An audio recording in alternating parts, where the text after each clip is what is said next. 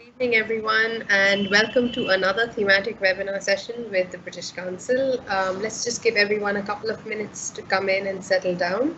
Thank you for joining us today. Thank you for joining us for the webinar on studying creative arts and design in the UK. In this session, you're going to not just learn about how you should navigate applications and courses and scholarships to study creative arts and design in the UK, but you'll also learn about how applications work in general in the UK. You will also learn about specific courses from the fantastic panel that we have here today. We have 3 universities with us today who will tell you more, who will give you more details around their own courses and their own teaching and learning and opportunities. And I hope you will also take this opportunity to learn about how you can go on to build careers in creative arts and design in the UK or somewhere else in the world, or even come back to India and pursue that. So this session is going to cover that and more. Thank you all for joining. I'm sure you've all had a long day in your classes and other engagements. So just sit back, relax, and enjoy this webinar.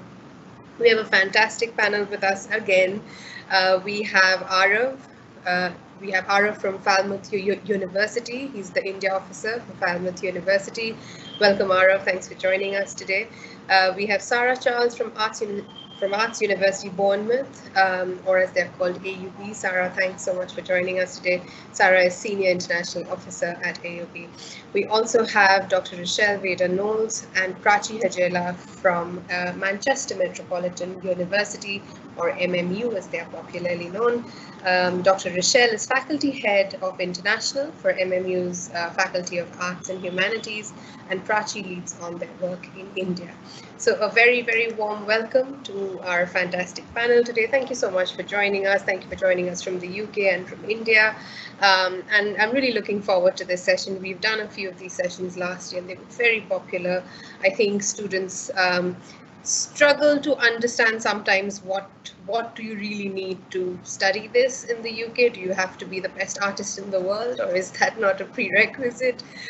So let's break down some of those myths and let's have a fantastic session. So once again, welcome. Thank you for joining us. I'm going to kick off with Arav. Arav, over to you. Right. Am I audible right now? You are. You are. Yeah. Perfect. Perfect. Do you want to share your screen, Arav? Yes, okay. I'll just do that. And while Arav does that, just a couple of quick housekeeping rules, which I forgot. There's a small box on the top of your screen with a question mark on it. That's the Q&A box. So I request you all to put in your questions there. The best thing about having this panel here today is that they can answer all your questions. So everything you've ever wanted to know, but you didn't know who to ask, or who can possibly clarify all of that, this panel right here can. This is exactly what they do every day, and they have a lot of experience of working with Indian students, and they know the kind of education background you typically come from. So please ask us any questions specifically about arts and design, specifically about the universities here, but also generally about studying art and design in the UK. And we promise that we will try and answer as many questions as possible. So just to quickly say that, we're going to start with Falmouth's presentation. We'll break after each presentation for some questions. So do start putting those questions in now. Arav, sorry for interrupting you. All yours now. Perfect. Everyone can see my screen, right? Hello? Yes. All right, perfect. Sorry. Right. Hi, everyone. My name is Arav.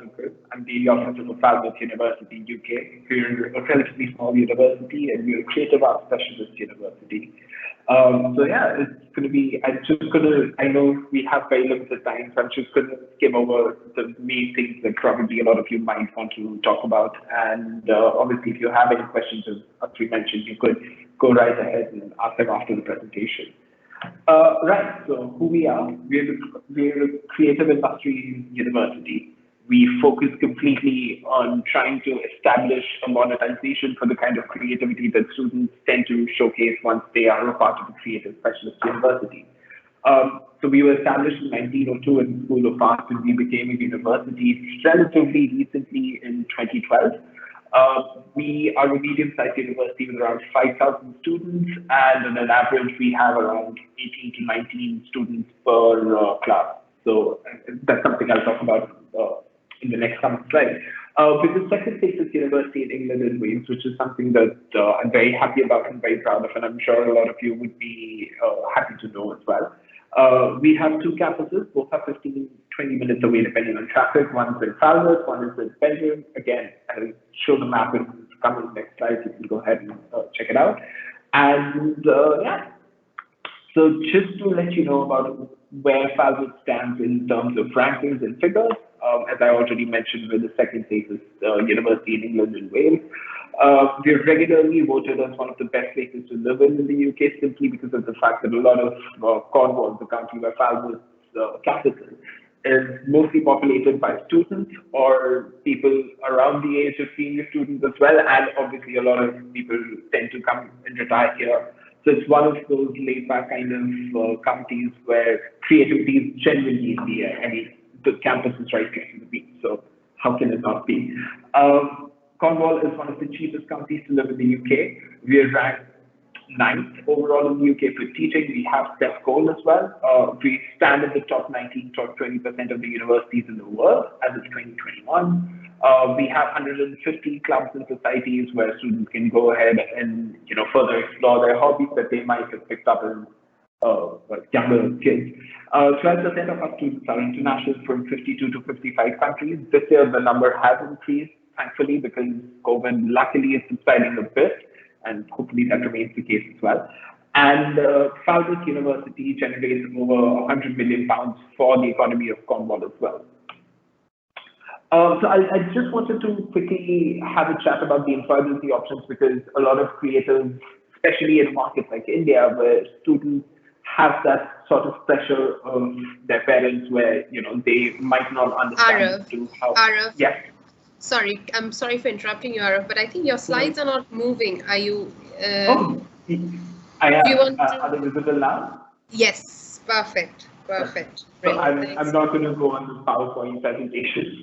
I'm just going to go like this. I'm so sorry.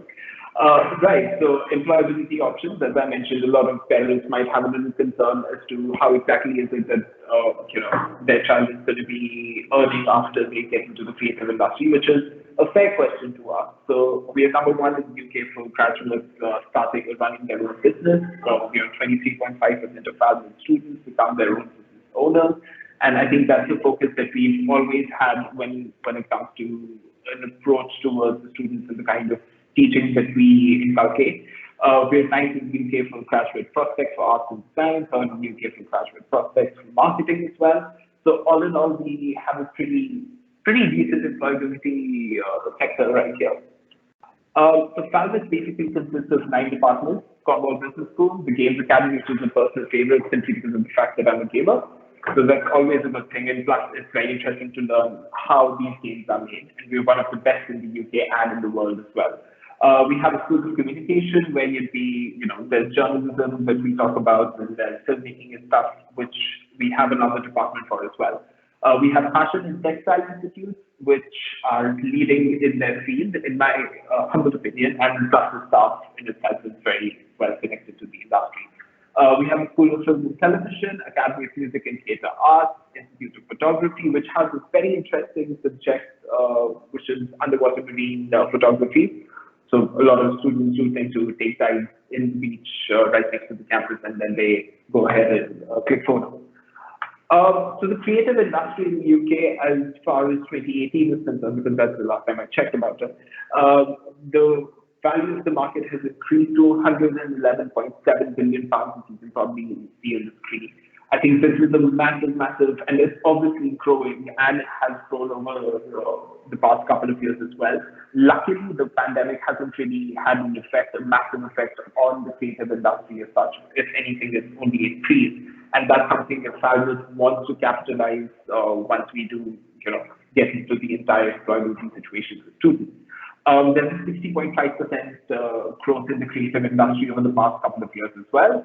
And we sort of generate around £12.7 million per year. So, yeah. So our location, as I probably mentioned before, so if you can see the Plymouth stand right next to Falmouth, that's where the other campus is. So it's not very far from each other. We're located in Cornwall, England, which is a coastal city. We have a very, very vibrant student life. We have the closest airport is the Newquay Airport, which is 40 minutes away. We're approximately 5 to 6 hours away from London, depending on how you want to travel. And obviously, if you want to fly, then it's a couple of hours. And yeah. So life in Falmouth in general is very, very affordable. Again, as I mentioned previously, most of the population that Falmouth has is student-based, and so it's very easy and very affordable for a lot of students to stay in Falmouth and in Cornwall in general, and then exercise the kind of creativity that they plan on doing in the first place. Transport and entertainment is also very, very affordable. Part-time jobs are very easy to find in abundance. Obviously, over the past year, when everyone was in a lockdown, things were a little difficult. But now, and there were a lot of layoffs, I'm not going to lie, but now, since everything is opening up, there are new job opportunities available for everyone. Moreover, the university itself also tries to employ the students as much as possible so that they can go ahead and focus on the kind of creative work that they need to study about. Our facilities are completely professional standards, and they're always available to the students. They're very, very accessible. Students can borrow the equipment for free as well. I think our studios are used for a lot of people who work in the industry, and they use the studios at Falmouth University to make movies and obviously shows and everything. One of the movies that was created by one of our own faculty members was Date, which ultimately went ahead and won a BAFTA award. So you can imagine the kind of facilities it is that Falmouth has to offer to their students. We have 2 libraries with IT suites, which are, again, an amazing opportunity for students to learn more about the kind of creative work that they're interested in doing further. We have on-campus art shops as well, which are open 24/7. They, again, are very, very helpful for students while they're doing their projects, because I'll talk about why. And then students can order hidden materials on campus as well, and they can store it away for free completely, and the university won't really charge you for it. So the teaching structure at Falmouth is very, very simple. We completely believe in practice. We have no theory exams at all, so I think that's a plus point for everyone involved. Since we are in that kind of an industry where creativity is the key factor, we want to make sure that the student's creative nature is perfected while they practice things. Most of the students are graded on the basis of the projects that they do once they're at the university, obviously. And obviously, there are a couple of festivals also that the students need to put up for the county of Cornwall, according to which students are graded. We have team-based and individual practical projects, as I mentioned. Students own their own intellectual property. A lot of universities tend to have some part to play in the intellectual property if a student does end up having something of that sort. But the students have all the rights to the intellectual property if they do end up creating something while they're studying at the university. So quickly, just to brush through the entry requirements for Indian applicants, it's very, very simple. First things first, yes, we will require IELTS regardless of how much a student can score. Unfortunately, that's just how it is. But our IELTS requirement is lower as compared to maybe other universities. We would require a minimum of 6 with no band less than 5.5. If a student has an IB diploma, then we would require a minimum of 24 points. A levels of BTech or foundation diplomas, we require a minimum of 104 to 120 points. And then obviously CBSE state board, we require a minimum of 60% in grade 12 board exam. And I think that's pretty much it from my end. Obviously, if there are any questions, I'd be more than happy to answer them, but I'm just going to stop sharing my screen right away. And yeah. Thanks so much, Arav. We have had a lot of questions coming in, and thank you to the panel for answering them in the Q&A box. But there are a couple that I wanted to bring to you. I know you probably mentioned this, but if you want to just once again highlight that a lot of people have questions around when you want to go into a creative arts and design course, what are your requirements? Is it the typical, your ICSE, CBSE or whatever, or just your marks? Does anything else count? Of course. I mean, we, as a university, we make sure that we don't discount any student's application once they do bring it in, because We also do understand that if a student is, let's say, creatively more inclined as compared to more studious in the most mainstream way possible, then we make sure that we respect the sort of talent that they're showcasing and presenting. And so I think portfolios play a very, very crucial role when it comes to applying to any sort of creative university, be it us, AUB, or even Manchester.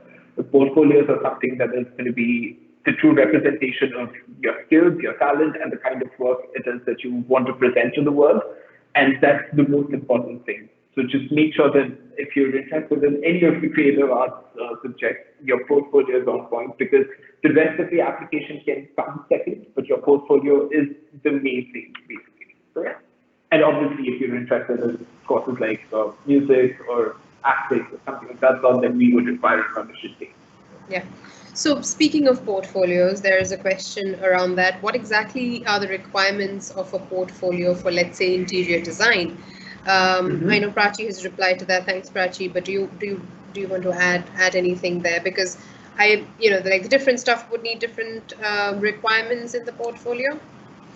I mean, obviously, depending on the kind of course that students are interested in, they can go ahead and make their portfolios accordingly. If someone is, let's say, interested in studying fine art, then their portfolio would be different as compared to what it would be for someone who's interested in studying interior design, as you mentioned. So, but on an average, on a more broad definition of the kind of portfolio it is that we would be accepting, we would require somewhat between 15 to 20 pieces. We would want to see the research work that the student has gone through to make that final piece. We would want to see all the drafts of every piece as well. Personally speaking, in my opinion, the first and the last piece of the portfolio is, I think, very, very crucial. The first piece would set the tone of the entire portfolio, and the last piece would, bring everything together in one umbrella. So I think that's something that students need to take care of. And otherwise, just make sure that you are showcasing your best work in your portfolio, because that ultimately is going to be, on the basis of which we'd be accepting or rejecting applications. Hopefully, accepting more than rejection. Yeah. Brilliant. And there are some really fantastic questions coming in. They're really interesting. But here's one, which is, I think, for you specifically. For the admissions process, what kind of exams and preparations do you recommend before applying? And can you also speak a little bit about campus internships and placements, and how many years of undergraduate degree is required for a master's degree in the UK? Well, that's easy to say, that's 3 or 4, but 3, minimum of 3. But the other questions are, I'll bring those to you. Any exams, minimum requirements, and things like that for these courses? So exams, I'd personally say that because I don't want to be flogged by the parents and the students. So please study for your exams. I'm not saying please don't study for your exams. Study for your exams. However, marks can be overlooked when it comes to applying to Falmouth, simply because of the fact that we respect the talent more than the kind of work that they're doing when they're studying. However, please, this doesn't mean that you don't study. Please, I have had parents come to me and tell me that you ask the students not to study. So please, just keep studying for your grade 12 examination. But otherwise, a minimum of 60% is what we require, which I think is pretty achievable, especially because a lot of students that apply to Falmouth have a relatively more easier, if that's the right word to use, a relatively more easier course to study at 11th and 12th. So that's something that we would require. And the kind of preparation, specifically for exams, is I don't know if I'm the right person to answer about this in the first place, but I'd say preparing the case for an interview is very, very important, because we as a university will take an interview where we would expect the students to talk about their portfolio. And so a lot of their focus should be on the portfolio that they'll be presenting to the university. So I think that's where the key lies. I'm not so sure about the other universities, but with Falmouth, that's the key. Your portfolios need to be proper. Brilliant, Arav. Thank you so much for that. There are tons of questions, but we'll come back to them. And thank you for your presentation. I'm going to now invite Sarah Charles from Arts University Bournemouth to please come on and present for AUB. Keep putting your questions into the box. We're going to stop after each presentation and address those questions, and we'll ask the same questions to everybody in the panel, really, so you get the different perspectives and the different options that you have. Sarah, over to you once you start sharing your screen. I'll be able to check if it's working. That's brilliant. Can you see? I can see if you just, yeah, perfect. All good. What I might do is put it on to... For Bournemouth University. Welcome, Ara. Thanks for joining us today. We have Sarah Charles from Arts University Bournemouth, or as they're called, AUB. Sarah, thanks so much for joining us today. Sarah is Senior International Officer at AUB. I'm not sure where that's coming from. Dr. Rochelle Vader-Knowles and Prachi Hajela from Manchester. Do you want to just check why that's happening? They're popularly known. Dr. Rochelle is faculty head trying, Adri, but I can see live here. I don't know. Okay, that's better. Sarah, are you? Yeah, Sarah, you can start. That's fine. Looking forward to this session. We've done a hearing few a Is it coming from Sarah's system? I think students struggle to understand. I'm hearing a recording at the same time. I think it's coming from Sarah's system, I think. Just to tell everyone, just give us a minute to figure this out. Sorry. Yeah, Himani. Sorry, it's fine now. Yeah. Sarah, if you can share your screen again. It's your lovely recording. But I'm not sure why. I don't think anyone wants to listen to me, Sarah. They want to listen to you. We're hearing everything again. Oh God. Let's try it again. I think it'll work this time. Thank you for your patience, everyone. Gosh. Are you still hearing the recording? No. No. We don't see your presentation either. Well, I'll share again. I can still hear the recording in the back. Oh, we can't. You can't? No, we can't hear it now. Well, that's the important thing. That's the one that matters. Oh. Let's try it once you share, though. It's not sharing. It is not. It is going to share.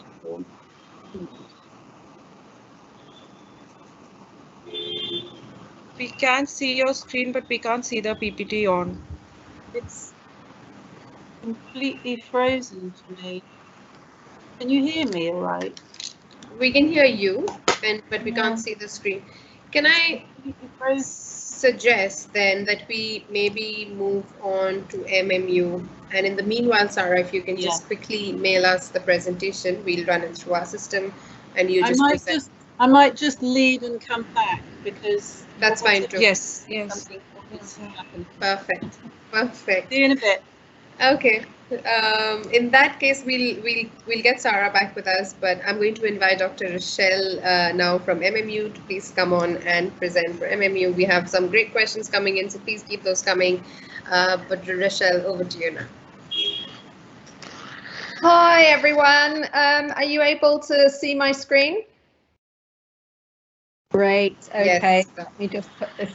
Okay, hi everybody. It's a real pleasure to be here. Great to have all your fantastic questions. So welcome to this presentation about Manchester Metropolitan University, which includes the Manchester School of Art, the Manchester Fashion Institute, and our School of Digital Art. So we've got a lot going on in the creative area.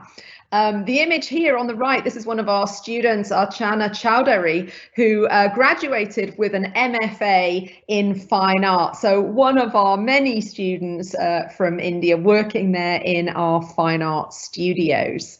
So my name is Dr. Rochelle Vader-Knowles, and I'm the Faculty Head of International for Arts and Humanities at Manchester Met. And what you can see there is an absolutely enormous installation made by some of our students in fashion. And this is about 30 feet high. It's huge in one of our gallery spaces called the Vertical Gallery. So little quiz. Let's see if anyone can guess correctly who this is a portrait of, and it's not It's not me.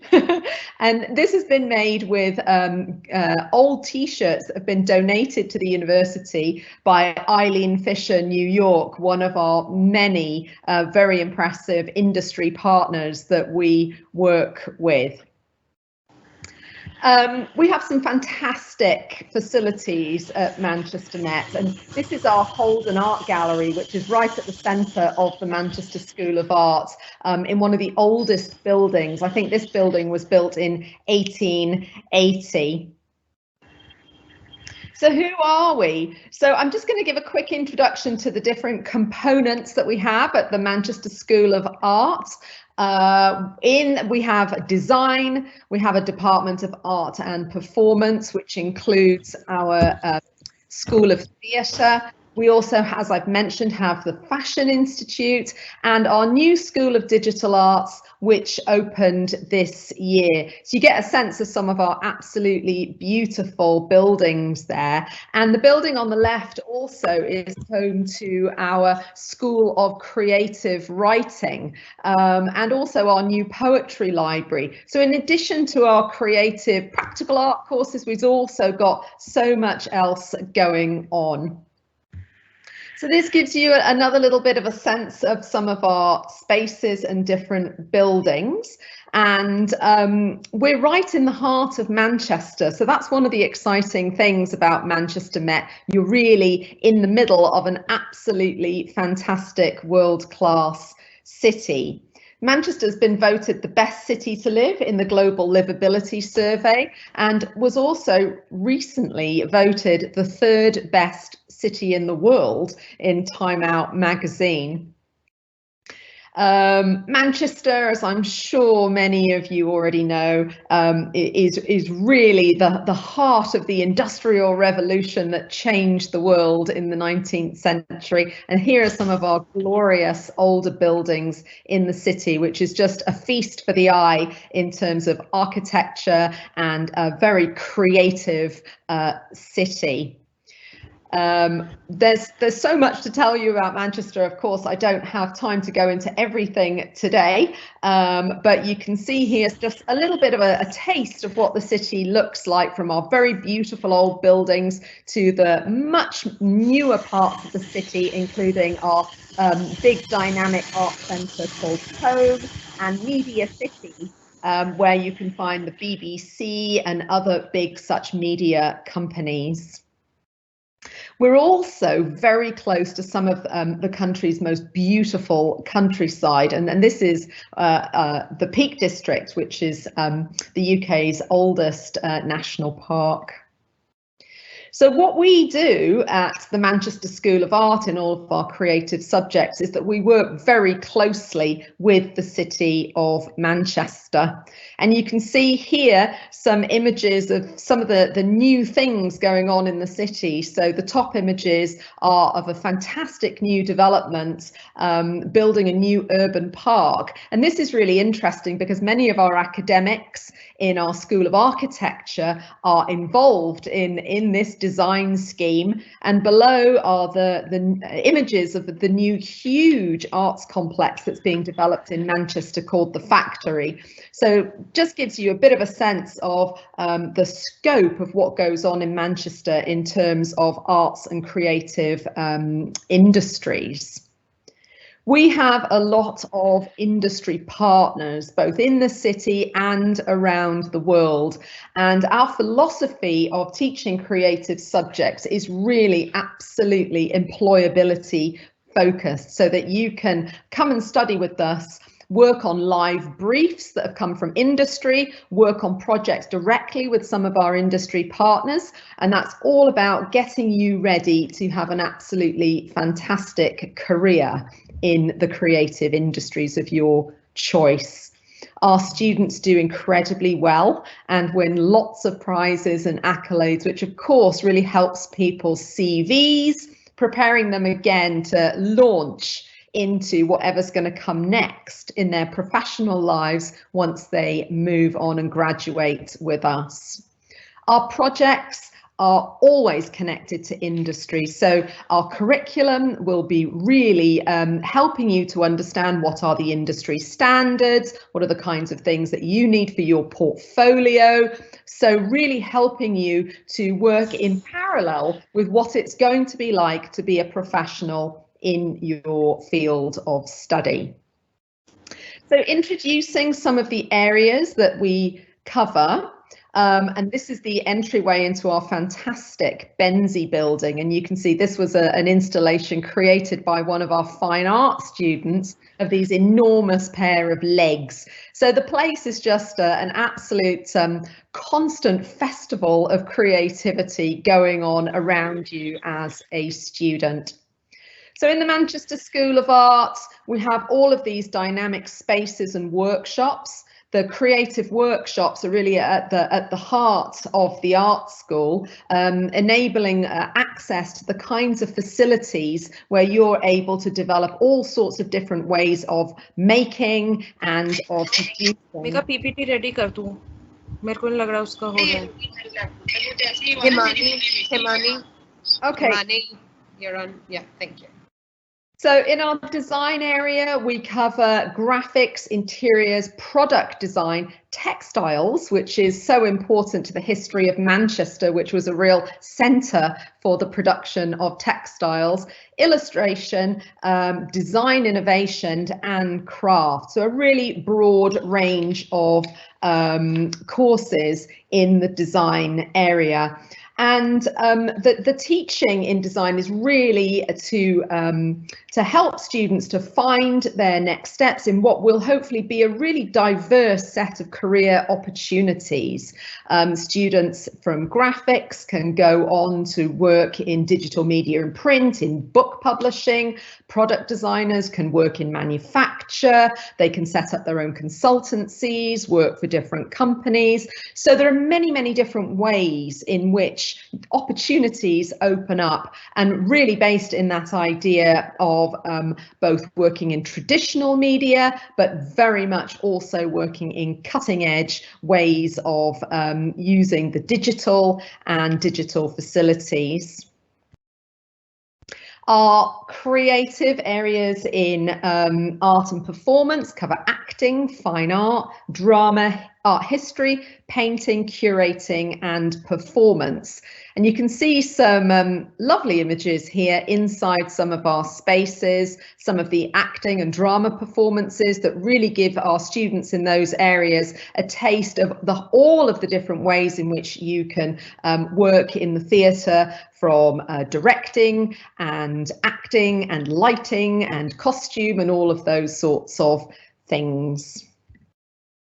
The Fashion Institute at Manchester Met is very particular. Not only is it one of the largest fashion schools in the UK, it's quite unique in that it covers the entire spectrum of the fashion industry. So at the Fashion Institute, you're able to work in fashion design.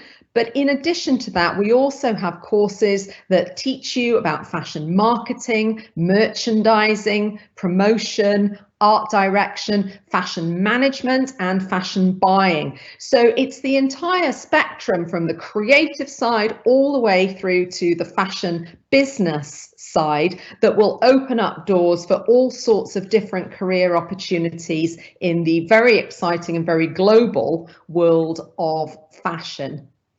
Our new School of Digital Arts is just opening this year, and it's a fantastic new area at Manchester Met. You get a little bit of a sense here of some of the spaces inside our new building, and you can see that image there on the top left. The building is covered in a huge screen. So in the digital arts area, you'll be really studying the future of digital storytelling and digital content creation. The ambition of SODA is to be the new home for digital creative courses in the UK. You can study animation, filmmaking, games, photography, documentary, sound, and web and user experience. So, incredible things going on at SODA. And last but not least is our very special School of Architecture. Special because it's a joint school between two universities, Manchester Met and the University of Manchester.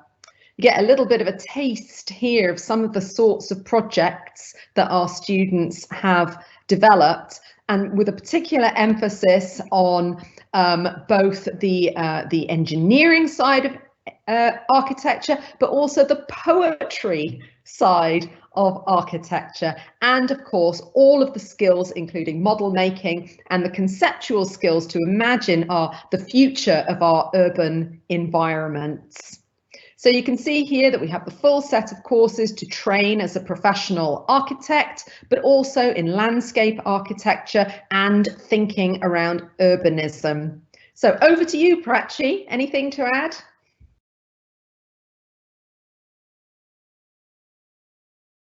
You're on mute, Prachi.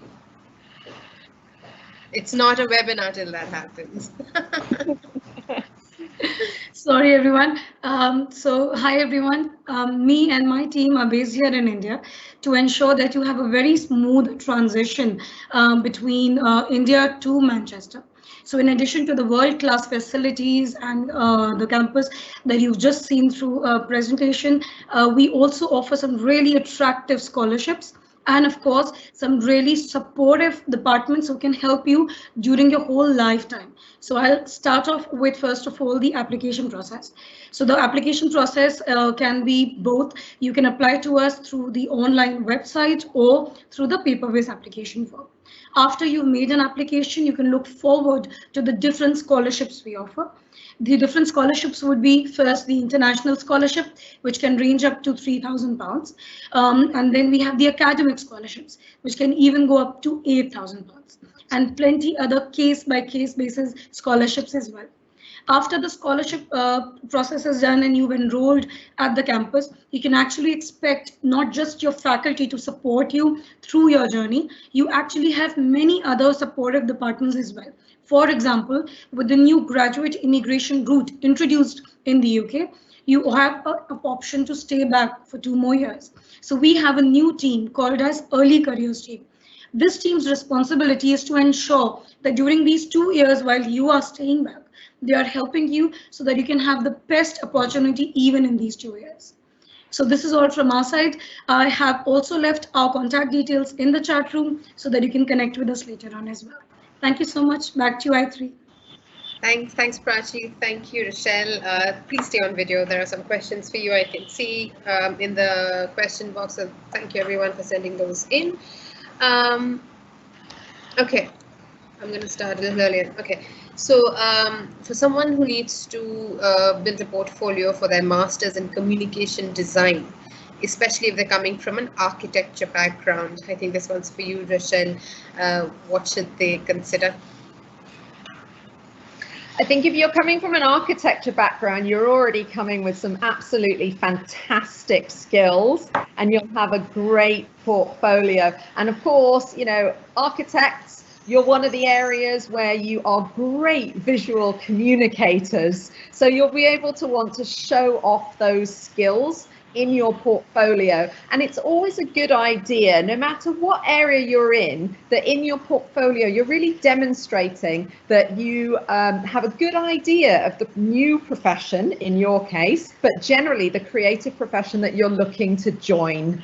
So being able to show that you know how to speak the language of the profession that you're joining, and with communication and graphic design, very much about all of those clear skills around typography and being able to communicate two-dimensionally, in addition to the fantastic 3D skills that you'll have as an architect. So I think you're going to be fine. That's really nice, Rachel, thank you. Okay, so this one's for MMU specifically. What degrees, I know you've mentioned this already, but are available through the Digital Arts School at MMU for the undergraduate level? Yeah, so we've got some great courses in the new School of Digital Arts. So there's a real broad range, and we can send you the link. I think I put the link somewhere in the chat there for the School of Digital Arts, and it's all laid out really, really clearly. But it's all about the future of storytelling, and everything's framed around that. Brilliant, and the building looks stunning. It looks absolutely stunning. A last one for you, just because there's a lot of questions coming in, I think we'll come back to them in the end. Does the college conduct placement drives, and how do you reassure students around employability and placements? Prachi, do you want to take that one? Sure, thank you. Prachi, you're on mute again. Sorry, I have a toddler at home. I have to ensure that I'm on mute if I'm not talking. Completely relate. Go on. Thank you. That's a really good question. Yes, the university ensures that we are able to support our brilliant students to the maximum exposure that we can. So the university offers, first of all, lifetime career placement support through our alumni network, which is something very unique we do. In addition to that, you'll also encounter a lot of networking sessions and interactive sessions even during your class and your regular time period.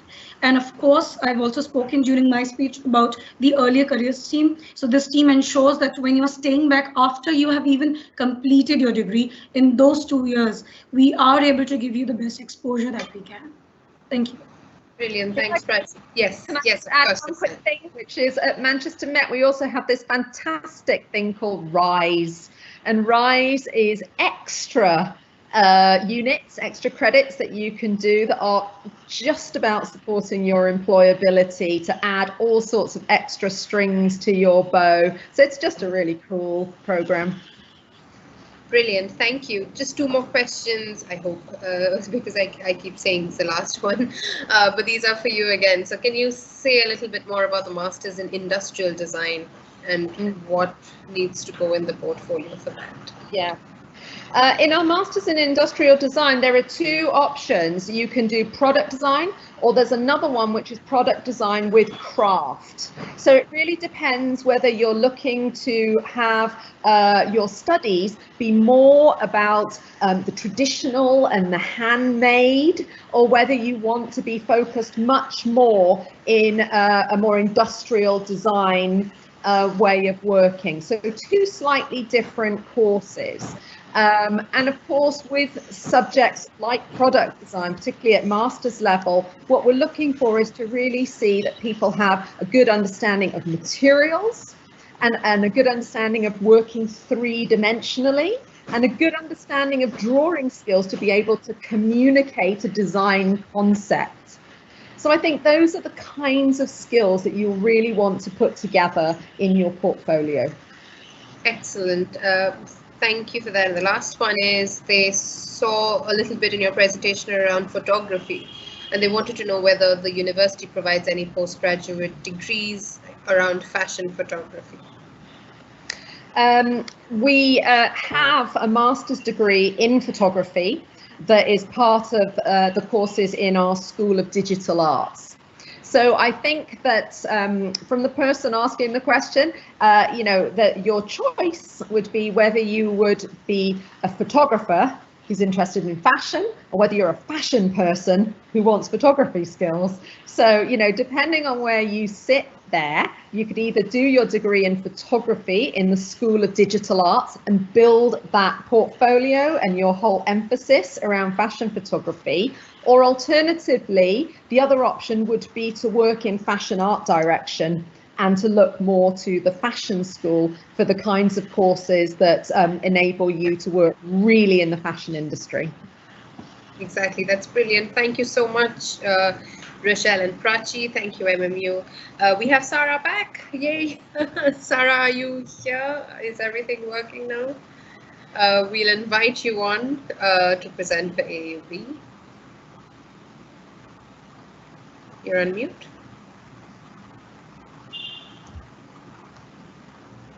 Am I coming through loud and clear now? You are. I'm sorry, I had to get IT involved. We had some drama. It may well be my connection, so it might be that you might need to share the presentation, but I will give it a No go. problem. Okay, So, okay, let's try. Hello everyone. Thank you for bearing with me. Sorry for the slight delay. I'm about to share my screen again, so please everybody keep their fingers crossed at this time. You can do this. We can do this. Come on. We can do this. We can do this. So are you now seeing my screen? Yes, yes. Just present it. Just go on presenter mode and let's see. It's very, very slow. Oh, here we go. Should we share it? Yes. Yes, I'm trying. Yeah. No, Sarah, I hope this is fine. This is working, Himani. Okay. I hope you have included the computer sound as well. I have. I've done that this time, so we should be good to go. So, can everybody now see the screen? Yes, absolutely. We can see it. You're good to go. Okay, fantastic. I don't want to touch anything just in case. I'm hoping if it's in full view or not. Anyway, let's make a start. Enough excuses. Hello, my name is Sarah Charles and I work in the international office at Arts University Bournemouth, or AUB for short. Listening to these wonderful presentations really does make me remember and realise why we all work in the creative industries. What fantastic opportunities there are for you as students to come to the UK and start your journey of a creative career. So AUB is a specialist art design media performance university. That's what we do. We offer our students endless ways to create, to innovate, to collaborate and connect with other creative people, both on campus and off campus. Here's a little summary. We've been doing what we do a long time, over 130 years as a specialist institution. We also have these fantastic accolades, which we're very proud of. We're in the top 100. We're 4th nationally for student satisfaction, so our students like what we do. We're number 1 for employability, according to the Times Higher. Sarah, sorry to interrupt you, but your slides are not moving. Are they not? Oh. Do you want to try? Yeah. Yeah, it's just not. It's very odd because normally it just clicks through. Let me suggest that you keep speaking, and in the meanwhile, let Himani share the slides. Yeah. Okay, then you just be faster. I can't see what your. Sarah, you can stop sharing. You will be. And you can, yeah. You'll be able to see Himani's screen. Okay.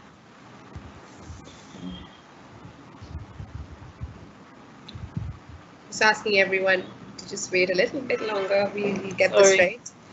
We'll definitely. No, these things happen. Sarah, so don't worry about it. So many of these. Well, we did the last together. I know. We've done this just on the thematic webinar series a few times. Yeah. There's Meha's screen. Thank you, Meha. Brilliant. You're good to go, Sarah. So we'll keep going. Okay, I was on to this one. I was just saying we're a small campus, just under 4,000 students, but within that we have a range of international students from over 55 countries. I think it's actually 60 countries at the moment and counting, all on that one well-equipped campus. Next one, please. And this is where we are. We are also on the south coast of the UK, so we enjoy these wonderful places of interest, including our lovely beaches. You can see on the right there, in the bottom right-hand corner is our campus, and you can just about make out those pink roofs, and that is our foundation studios, and next to that is our drawing studio. Now, the drawing studio is the first one that's been built in the UK in the last 100 years. And what that tells students and applicants who come to us is that drawing is actually really important to the majority of our creative disciplines at Arts University. Next one, please. And this is a film, and I'm really hoping it plays. It's only about a minute long, but it will just give you a little flavour of the kinds of subjects and the student work that happens at AUB. Hopefully it will play and you can hear it.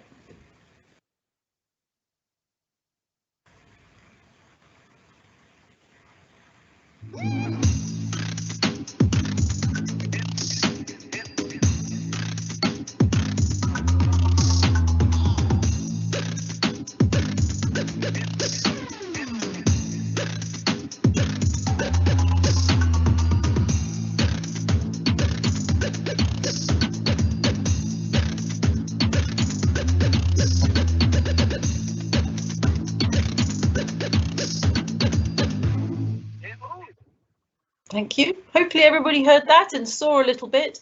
It went very quickly, so I wouldn't expect you to necessarily recognise all the disciplines. We'll wait till we move on to the next one. You might, need to just go. Are we on? Are we next one? We're stuck on this one now.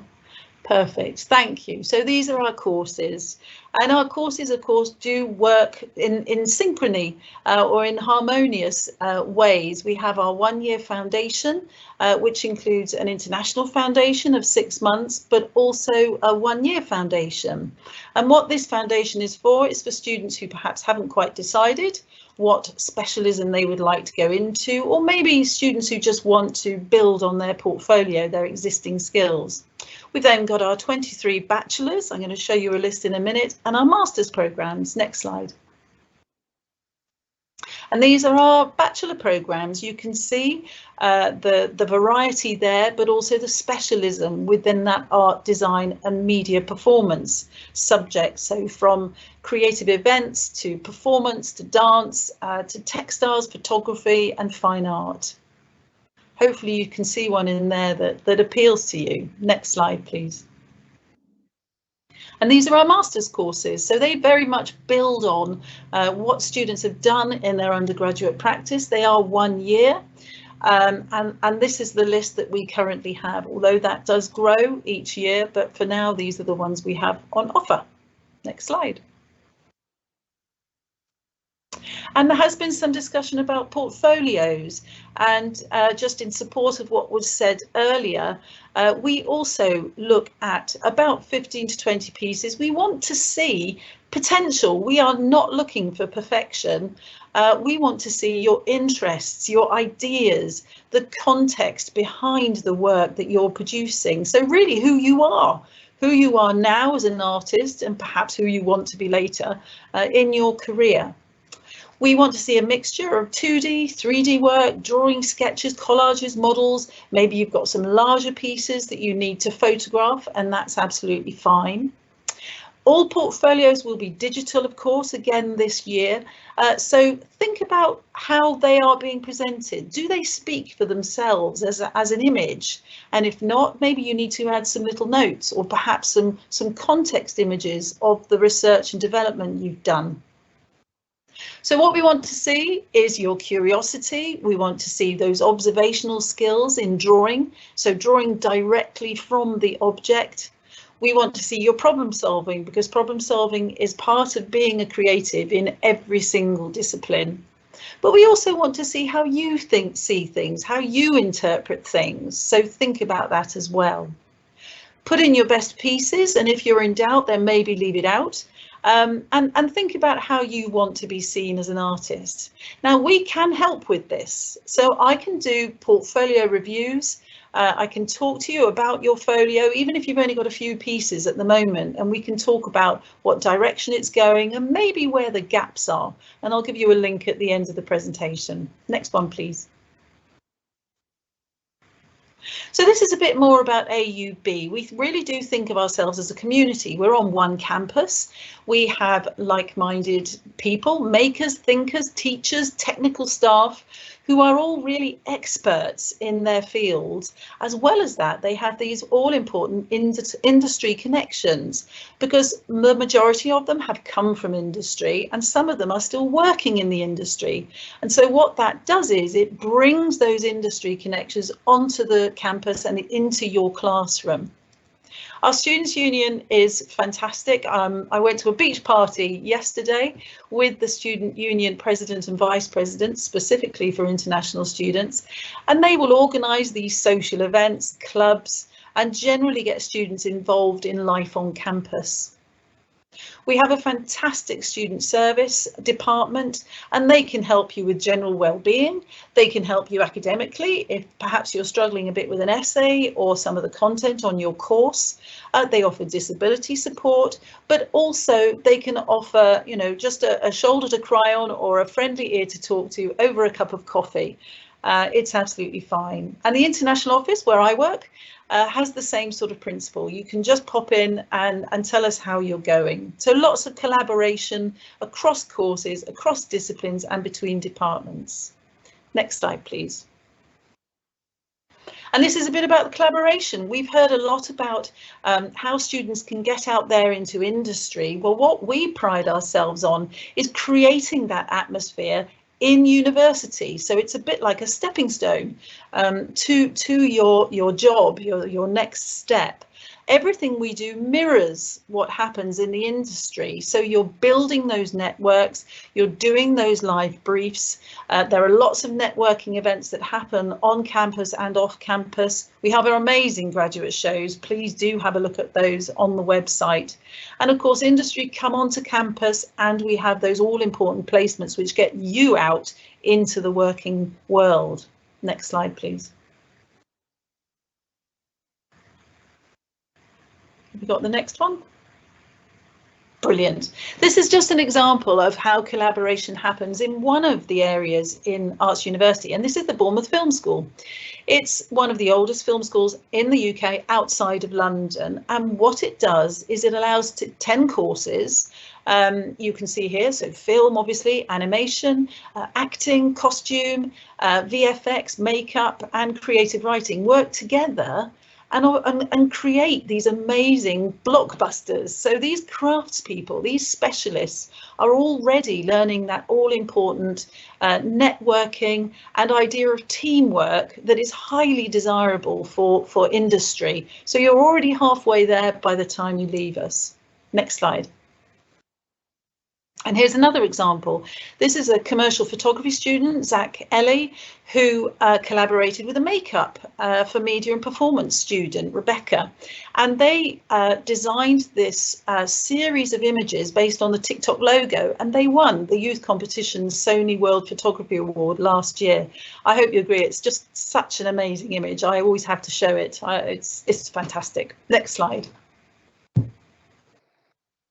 And here's just a couple of examples of industry who come to campus. Those film potential applicants amongst you will notice Edgar Wright on the right-hand side here, who is an AUB graduate. He's a very famous director and screenwriter and film producer, known for films like Baby Driver. And on the left there is Nick Knight, the photographer. This isn't actually him, but this is work from our fashion students who were invited by Nick Knight to take part in one of his fashion showcases. So what amazing opportunities for those students to get out there and get their name known. Next slide, please. And the other thing that makes Arts University quite unique is our human-centered way of designing. What we firmly believe is that creatives can make the world a better place by what we do, how we think, and how we influence what happens going forward.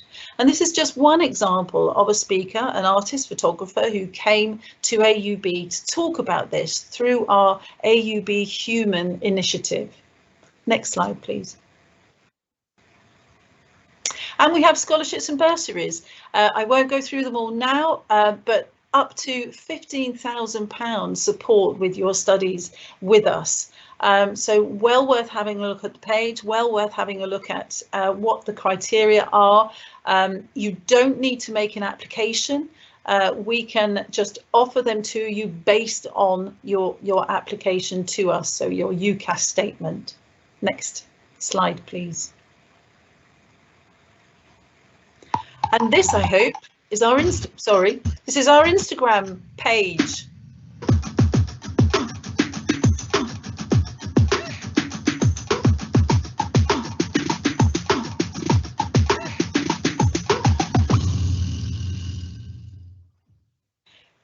our prospectus is all online on Instagram. So if you go on your Instagram account and you like it, you will get regular updates. You'll be able to have a look around the campus. And we believe it's the world's first. So the world's first prospectus online. If we could go to the next one, which you can see here. Next one. And here are our fees. Sorry, yeah, the next one. Thank you. Here are our fees. So you can see here for that International Foundation Diploma and for the Foundation Diploma, the same cost, $13,250.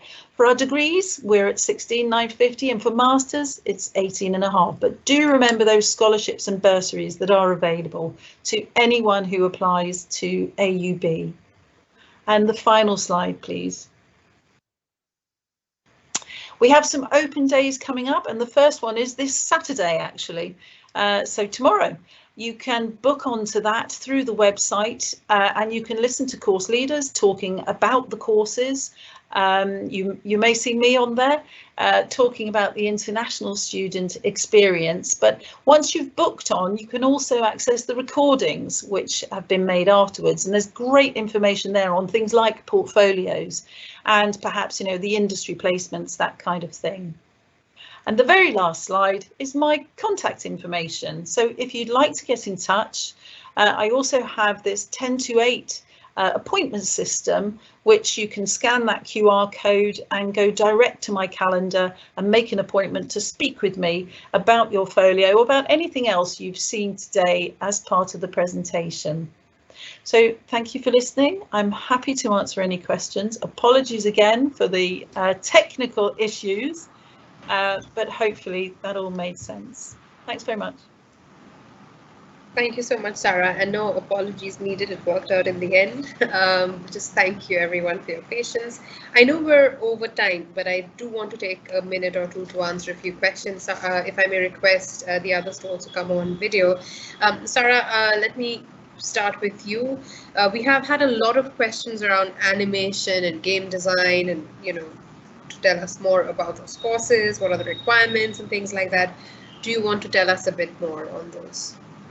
Yes, I mean, our animation and illustration courses are extremely well known and extremely popular, but that shouldn't put you off. What you need to do as a student, I always say, when a student says to me, what's the best course?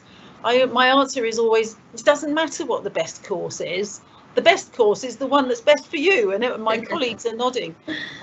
So, you know, don't think about the popularity, think about what you want to do, what your work is telling you. Listen to your work, look at it, talk to your teachers, and think about what it is you want to do.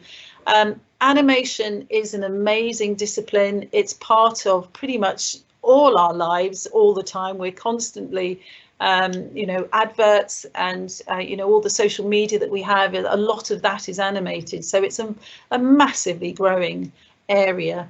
And if it's something you really want to get involved in, then come and talk to us. Yeah, I totally agree. And, you know, I think Sarah shared the Instagram for Arts University Bournemouth, and so that's you know, check out what other students have done from the courses. It's so brilliant now with so much social media. You can really see the work that's being produced by students on different courses, and so look for a university where you feel a real fit with the kind of work that other students are doing. Exactly. Thank you for that. Moving on, there's another question for AUB. Sarah, this one's for you. Is there a dedicated film school that you have, or is it more like an additional department? What is that like? Yeah, there is the dedicated Bournemouth Film School, and it is, as I mentioned in one of the slides, it's a collection of 10 courses that work together as would be happening in industry. And, you know, it includes screenwriters, obviously film students, but that could be master's film students or bachelor film, undergraduate film students, as well as that costume actors, VFX, animation actually will work together in that film school to create, you know, the blockbusters, the films, the animations, the live action, whatever it is. And we've also just bought a theatre. I should have mentioned that. Woo! We've just bought a theatre, And this is going to be part of our film school, and it will mean that all those, again, those disciplines can come together. We're refurbishing it. It was a bit of a mess. So we're refurbishing it, and once that's up and running, that will be an amazing opportunity for all our students. Thank you, Sarah. I'm going to just stop at this question a little bit more because there are more questions around filmmaking and masters in filmmaking. Rochelle, I was wondering if you had anything to add here, and then we'll come to Arav.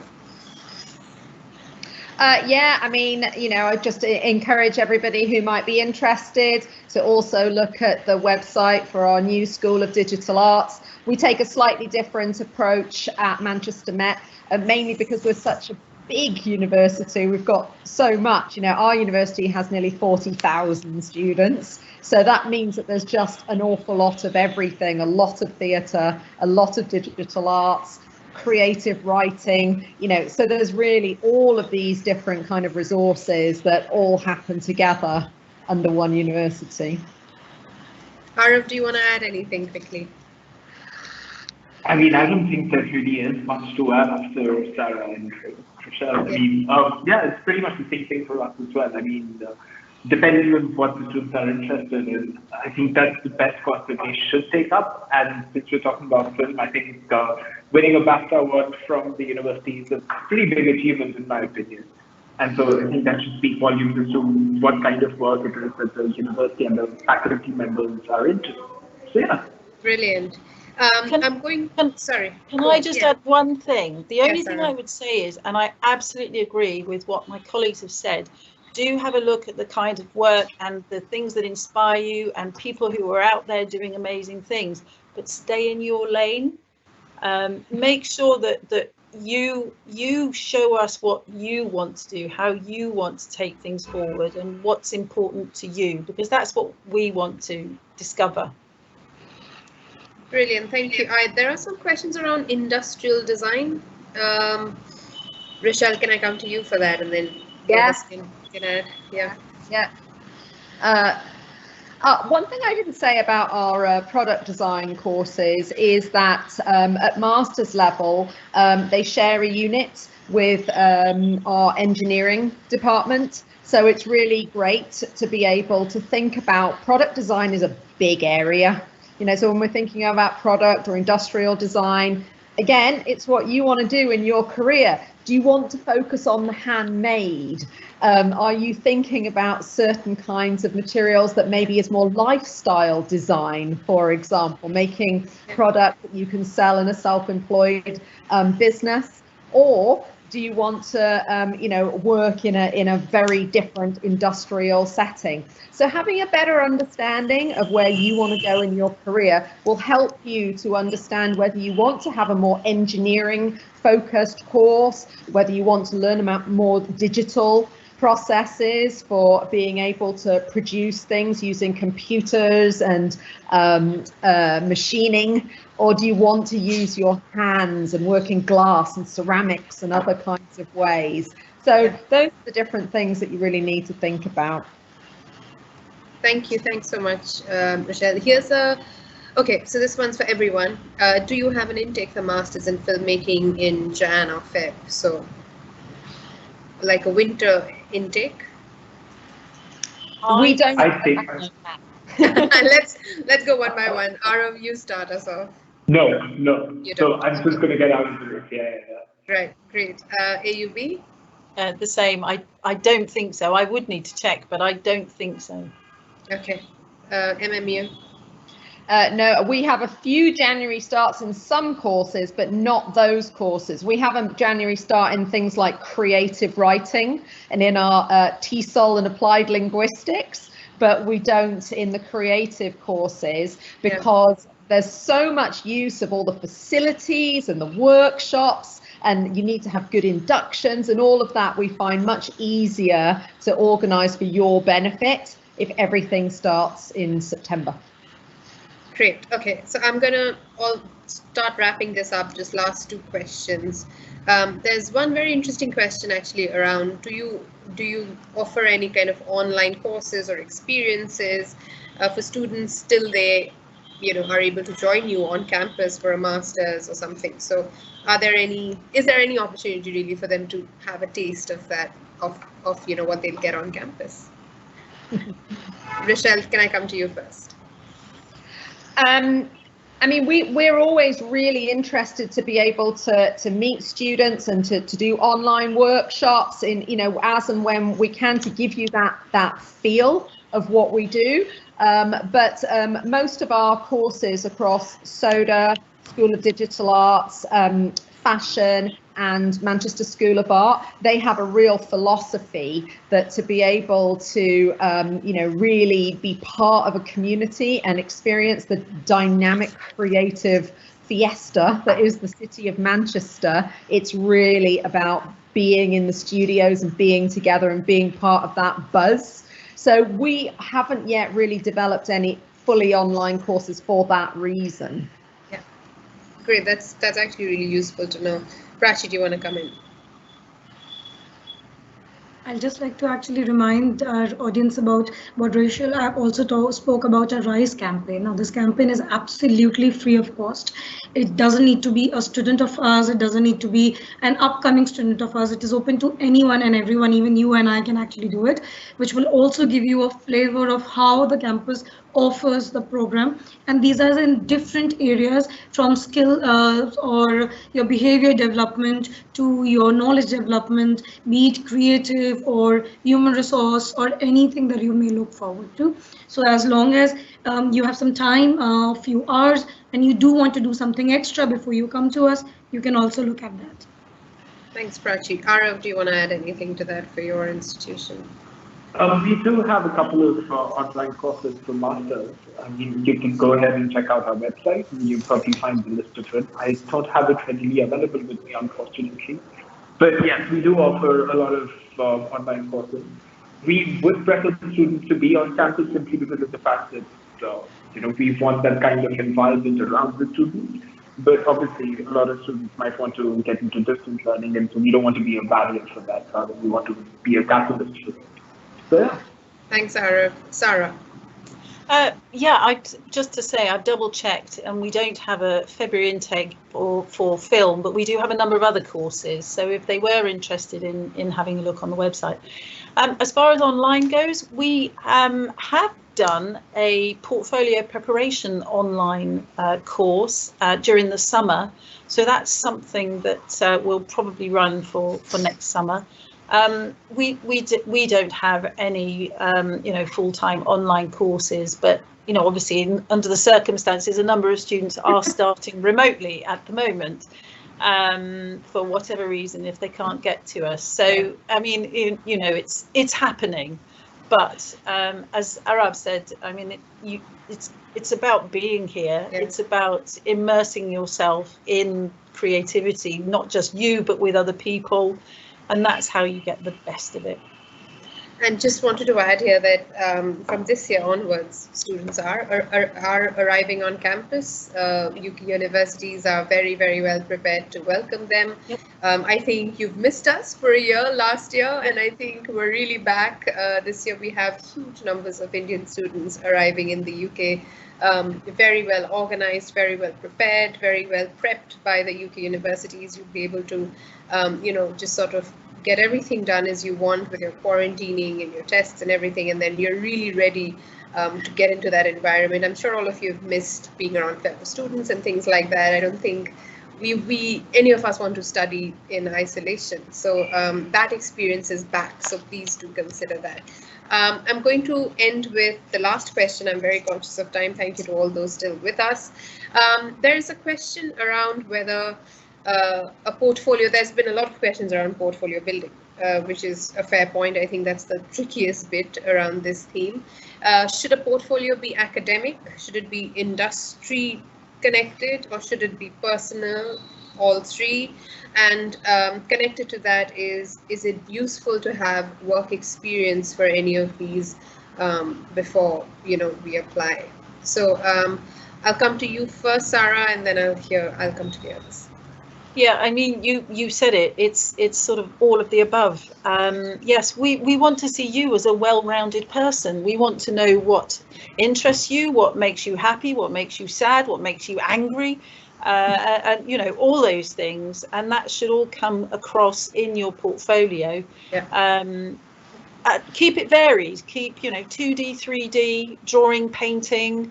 Whatever it is that interests you, whatever it is that you know you're passionate about. I will put a link in the chat box actually, because as I mentioned, I can do one-to-ones for students if they're interested. Yeah, brilliant. Rochelle, do you want to add to that?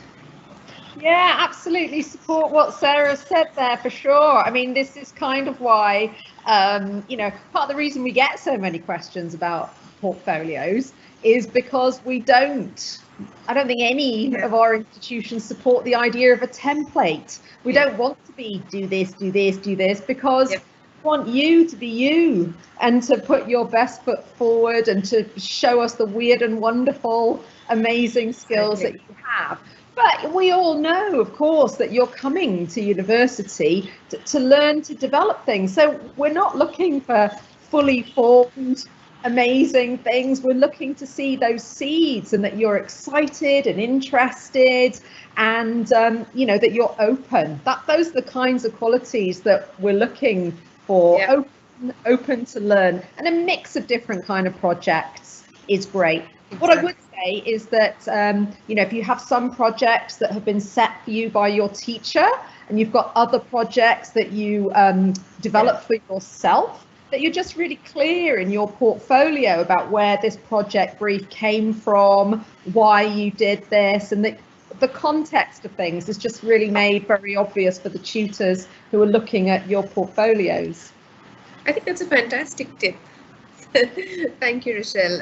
Arav, is there anything you'd like to add here, especially around work experience and whether that helps? I mean, obviously, work experience always helps with, you know, getting into the university. But as Sophie then mentioned, portfolios are something that are usually utilized to showcase someone's talent. We don't want to go ahead and see how perfect or how good their piece is. We prefer to just understand what kind of things it is that they're bringing on the table and how the university can refine it further. So yeah, and as far as the work experience goes, it obviously helps. It's not always required, but it's welcome. There's no harm done there. Brilliant, thank you. I think this is one of those subjects where you can bring a lot of yourself into it. I mean, in a way that maybe you can't in, I don't know, engineering or something. You know, it is fairly personal, and you can put that out there, and that's, I think, both terrifying and extremely liberating. And I hope we were able to answer those difficult questions for you. I think there is something here for us to work on portfolio building. So maybe we'll develop a kind of a workshop which can be useful for all the students who joined here and otherwise, because I can imagine why this can be a very overwhelming process. But I really want to thank the panel today. I think those were excellent questions. Thank you so much for addressing all of them, for your patience and for staying on beyond the hour. I want to tell the students here that we will be sharing an email with you which will have all the contact details, so you can pick up your conversations with the universities after this. You will also get a recording of the session, so you can go back to it and see what everybody said, as well as go through the presentations. We have more thematic webinars coming up, so do keep a lookout on our website for those. But for now, we'll end this here. A big thank you to the panel, a big thank you to the students for joining us. Have a lovely weekend.